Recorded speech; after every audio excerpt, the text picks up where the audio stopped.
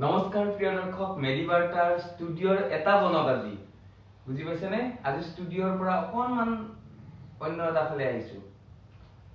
আপোনালোকক স্বাগতম জনাইছো মেডিবাৰ্টাৰ ষ্টুডিঅ'লৈ। মই বিশ্বৰঞ্জন। আপোনালোকে জানে প্ৰতি শনিবাৰে মই আপোনালোকৰ মাজলৈ এটা স্বাস্থ্য সম্পৰ্কীয় টপিক লৈ আহো। আৰু আজিও ব্যতিক্ৰম নহয়। আজি আমি এটা সিৰিজ চলাই আছো, নি পেইন ৰিলিফ সিৰিজ। আঁঠুৰ বিষ নিৰাময়ৰ কাৰণে এটা সিৰিজ চলাই আছো। আপোনালোকে গম পাইছে দুটা সিৰিজ আপোনালোকে চালে যে সকলো নি পেইন একে নহয়। 2 নম্বৰ অস্টিঅআৰ্থ্ৰাইটিছ দুটা চালে আপোনালোকে। আৰু 3 নম্বৰ যিটো নি পেইন সিৰিজ টপিক তাত আহিছো। আপোনালোকে কিছুমানে কি কৰে, অনুভৱ কৰে যে আঁঠু বহুত সময় বহি আছে, বিয়া খাবলৈ গৈছে, বহুত সময় বহি থাকিল। বিশেষকে বয়োজ্যেষ্ঠ মানুহসকলৰ ক্ষেত্ৰত হয়, তেওঁলোকৰ উঠিব লাগিলে বৰ কেকাই যায়, এনেকে কেকাই জেকাই উঠিব লগা হয়নে? ঠিক আছে, মোৰ হোৱা নাই বাৰু, মই আপোনালোকক দেখাইছোৱে মোৰ বিষটো হোৱা নাই। ঠিক আছে, বয়োজ্যেষ্ঠ মানুহখিনিৰ এনেকুৱা বিষ হয়।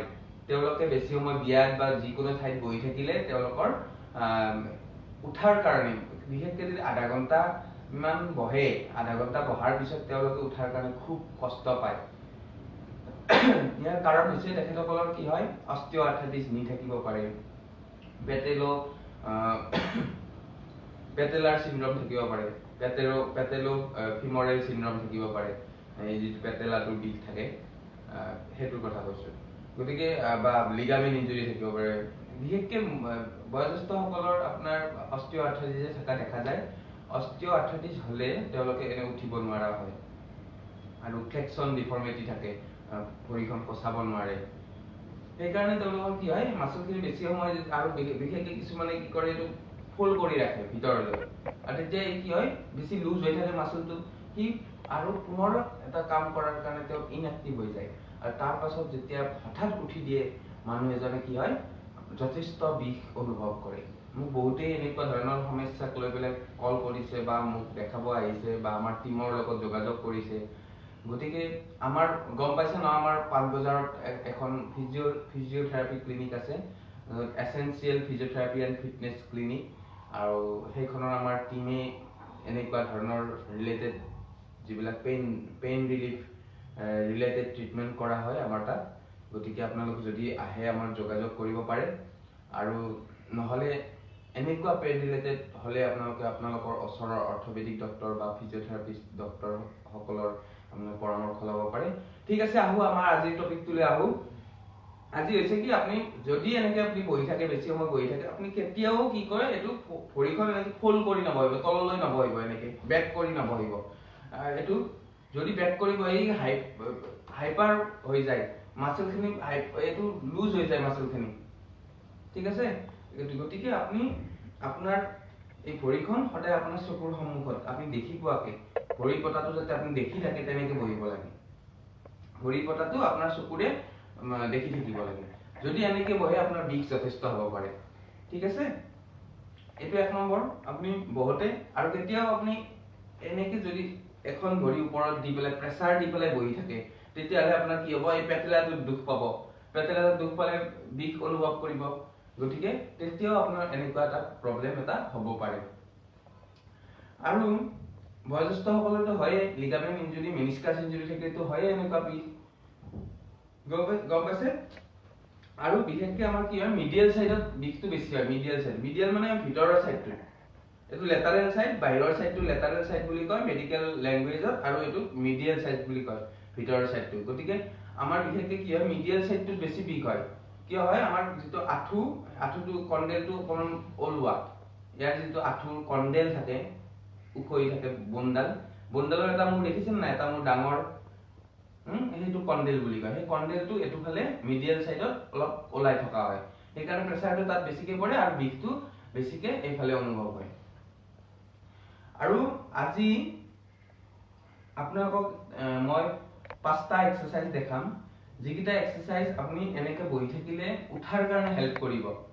আপুনি বহি থাকিলে হঠাৎ উঠিব নোৱাৰে, আৰু যদি আপুনি কি কৰে, এটা প্ৰথম এক্সাৰচাইজটো হৈছে, আপুনি যদি সন্মুখৰ পিনে ৰাখি এইটো লাহে লাহে আগলৈ 2খন ভৰি আগলৈ দিলে, উঠাৰ আগত এনেকে শ্লাইড কৰিলে, ভিতৰলৈ আনিলে, আগলৈ নিলে এনেকে উঠাৰ আগত আপুনি তাৰমানে এনেকে আমি কৰিব লাগিব ঠিক আছে যেনেকে আমি গাড়ী এখন স্টাৰ্ট দি লওঁতে স্টাৰ্ট দিয়াৰ সময়ত আমি ঠাণ্ডাৰ দিনত বিশেষকৈ বেছি সময় এক্সেলেৰেটৰটো দবাই থাকো ঠিক তেনেকে আমি আমাৰ থিয় হোৱাৰ সময়ত আমি কি কৰিব লাগিব ভৰিৰ এই স্লাইডিং এক্টিভিটিটো কৰিব লাগিব এটো যেতিয়া স্লাইডিং এক্টিভিটি কৰিম আমাৰ মাসলখিনি কি হ'ব এক্টিভ হোৱা ষ্টাৰ্ট কৰিব যেতিয়া এক্টিভ হ'ব তেতিয়া আমাৰ উঠাত সুবিধা হ'ব নহয় জানো এটো এক্টিভিটিটো আমি কেইবাৰমান কৰিব লাগিব 10 ৰ পৰা 20 বাৰ আপুনি এই এক্টিভিটিটো কৰক তাৰ পিছত উঠিবলৈ ট্ৰাই কৰিলে আপুনি পাৰিব আৰু 2 নম্বৰ হৈছে এটো কৰিলে আপোনাৰ একদম ৰিলিফ পাব আপুনি নিজে ট্ৰাই কৰি চাওক প্ৰথম যদি আপুনি এনেকুৱা বিষ অনুভৱ কৰে আপুনি ট্ৰাই কৰি চাওক এনেকুৱা স্লাইডিং এক্টিভিটিটো ঠিক আছে এটো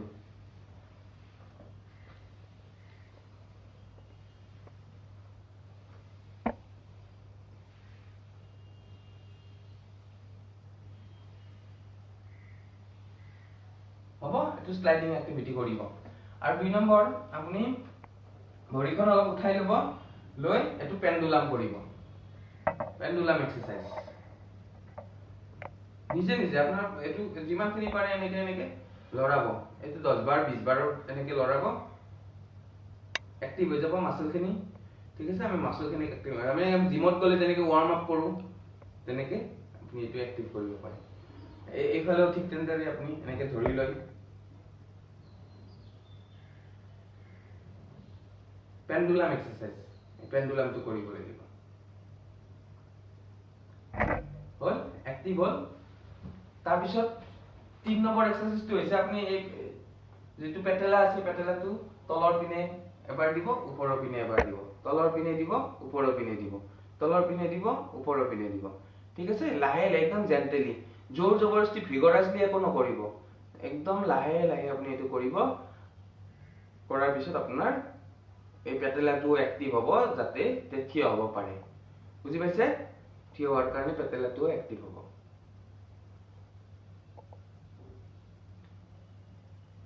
হল তিনটা এক্সাৰসাইজ হল তাৰ 4 নম্বৰটো আপোনাৰ 4 নম্বৰটো হৈছে আপুনি এটো এনেকে এটো বেন্ড কৰি ৰাখিব আৰু এটা এনেকে নিটো ষ্ট্ৰেট কৰিব আপোনাৰ টোটো আগলৈ আনিব আনিবলৈ অকল হিলটোৰে আপুনি স্লাইড কৰিব হিলটোৰে স্লাইড কৰিব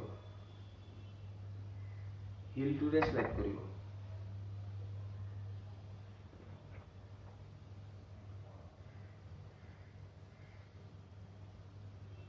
এনেকুৱা কৰাৰ পিছত আপোনাৰ কি মাসলটো এক্টিভেট হ'ব তাৰ পিছত আপুনি উঠিব পাৰিব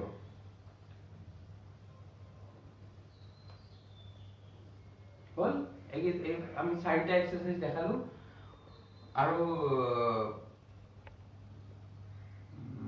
এটা এক্সাৰসাইজ 5 নম্বৰ এক্সাৰসাইজ আপোনাক দেখাও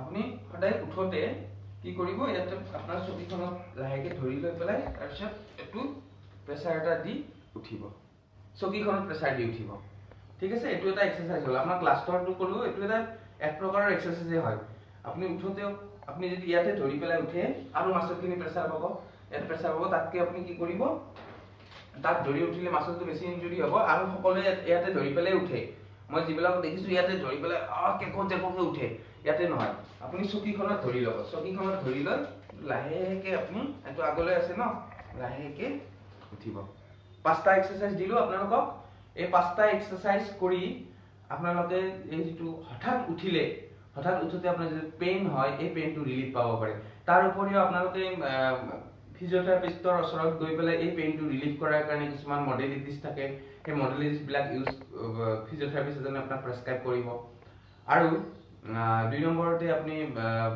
অৰ্থপেডিক ডক্টৰৰ ওচৰত যাব পাৰে যদি আপোনাৰ বেছি হয় গ্ৰেডটো বেছি হৈ যায় গতিকে এটা সিস্টেমেটিক আপুনি ট্ৰিটমেন্ট এটা গ্ৰুপ ওয়াৰ্ক হয় টিম ওয়াৰ্ক হয় এটো ট্ৰিটমেন্ট কৰাৰ কাৰণে গতিকে এটা টিম ওয়াৰ্কৰ টিম এটা লৈ পেলাই আমি ট্ৰিটমেন্ট কৰো ঠিক তেনেকে আপুনি এজন ডক্টৰৰ ওচৰত গলে এটা দিগলীয়া প্ৰসেছত আপোনাৰ ট্ৰিটমেন্ট হ'ব আৰু নহলে আপোনাৰ যদি আপুনি ইয়াত হেৰি নকৰে প্ৰথম অৱস্থাতে ইনিশিয়াল ষ্টেজতে যদি ৰোধ নকৰে তেতিয়ালে আপুনি সাৰ্জাৰী লৈ যাব লগা হ'ব পাৰে টোটেল নি ৰিপ্লেসমেন্ট কৰিব লগা হ'ব পাৰে গতিকে প্ৰথমতে এনেকুৱা বিষ হলে আপুনি যদি এনেকুৱা বিষ অনুভৱ কৰিছে আপুনি ডক্টৰৰ পৰামৰ্শ লওক মই আপোনাক সাজেষ্ট কৰো ঠিক আছে আৰু আজি এটা মই বিশেষ কথা এটা মই ক'ব বিচাৰিছো আজি কি হল মোৰ জিমত যাওঁতে জিমৰ এজনে কি ক'লে তেওঁৰ নিটো পেইন হৈছে নি একচুয়ালি নি তাত কি হয় ওভাৰ ইউজ কৰিছে ওভাৰ এক্সটেনশন কৰিছে কৰাৰ কাৰণে মাসলটো কি হয় ওভাৰ এক্সটেনশন কৰাৰ কাৰণে মাসলটোৱে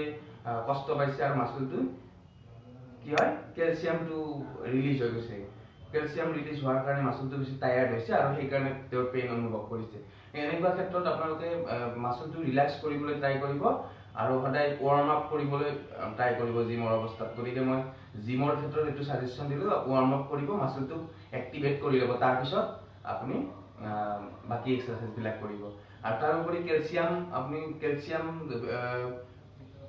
আমাক ক্যালসিয়াম লাগে ন তাৰ কাৰণে প্ৰপাৰ ডায়েটটো আমাৰ দৰকাৰ আৰু এন্টি ইনফ্লামেটৰি কেতিয়াবা দৰকাৰ হয় যদি আপুনি বেছিকৈ পেইন অনুভৱ কৰে আপনি ডক্টৰক দেখালে ডক্টৰে পৰামৰ্শ দিব এই বিষয়ে ঠিক আছে বাৰু আপোনালোকে গম পালে আজি হঠাৎ আপনি যেতিয়া চকীৰ পৰা উঠিব কেকজেককৈ উঠিব লগা হলে আপোনালোকে কি কৰিব আপোনালোকে গম পালে নহয় জানো ঠিক আছে যদি আপোনাৰ এনেকুৱা কিছুমান কিবা কুৱেৰি থাকে তলৰ কমেন্ট সেকশনত আপুনি কমেন্ট কৰিব পাৰে আৰু আমাৰ টিমৰ লগত আপুনি যোগাযোগ কৰিব পাৰে এসেনশিয়াল মেডিকেয়াৰ প্ৰাইভেট লিমিটেডৰ এটা শাখা essential physiotherapy and fitness and rehabilitation clinic পানবজাৰত আছে আপোনালোকে যোগাযোগ কৰিব পাৰে ঠিক আছে আজিলৈ বিদায় মাগিছো ধন্যবাদ